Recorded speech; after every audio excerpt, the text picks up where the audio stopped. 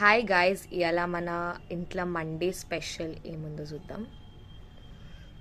Looks యమ్ కదా. Let's start.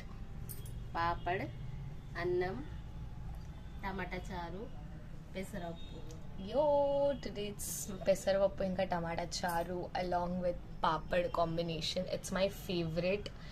మీలో ఎన్ని మందికి మంచిగా అనిపిస్తుందో చెప్పండి. పెసరపప్పు ఇంకా మసాలా పప్పు విత్ టమాటా చారు కాంబినేషన్.